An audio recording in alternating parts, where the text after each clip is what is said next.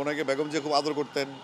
আমরা একসাথে বেগম জিয়ার কাছে যেতাম। আমরা আলাপ করেছি যে বিসিবি নিয়ে আমি তাকে বলেছি, "আসেন একদিন বসি আমরা।" ব্যক্তি আমিনুল, ব্যক্তি আসিফের সম্পর্কটা নিয়ে আমরা আ মিট করেছি। এখানে বিসিবির কোনো ইস্যু নাই এবং ওর সম্বন্ধে আমার খুব উচ্ছ্বাস সবসময়ই এবং ওনাকে বেগম জিয়া খুব আদর করতেন।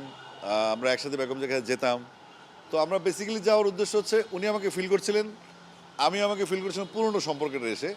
তো সেটা একটা অন কাইন্ড অফ টেলিপ্যাথি, দুজন দুজনকে মিস করা, ওটা ফিল আপ করার জন্য গেছিলাম এবং ওনার বাসায় গিয়েছিলাম। আমরা মিনিট ১০-১৫ ছিলাম। তারপরে এই যে রাজনীতির যে সুফল কুফল, ও যে বেচারি ঘুমাইতে পারতেছে না এখন, বা এত নেতাকর্মী, এত দায়িত্ব, এটার সাথে কীরকম অভ্যস্ততা, একটু আলোচনা করলাম আর কি, এমনি অন্য কিছু না।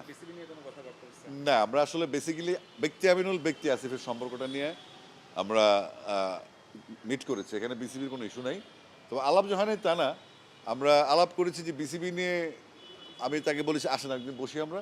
হ্যাঁ, ঠিক আছে আমরা বসবো। এই কারণ বসতে হবেই। এটা অফিসিয়াল কিন্তু মিটিং না, অফিসিয়াল কোনো সাক্ষাৎও না। এটা জাস্ট একটা বললাম না টেলিপ্যাথিক যোগাযোগ। আমরা দুজন অনেক আগে থেকে সম্পর্কিত।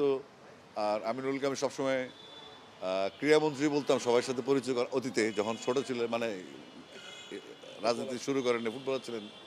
তো এটা খুশির খবর যে আমিনুল এখন প্রতিমন্ত্রী, আমার দেখতেও ভালো লাগতেছে। আমি এখনো সবাইকে বলছি, আসলে মানুষ যখন সফল হয় তখন চারিপাশে একটু খেয়াল রাখতে হয়। কারণ অতীতে কারা ছিল, অতীতে কারা বন্ধু ছিল, বা অতীতে কারা শত্রু ছিল, এখন কারা আসছে।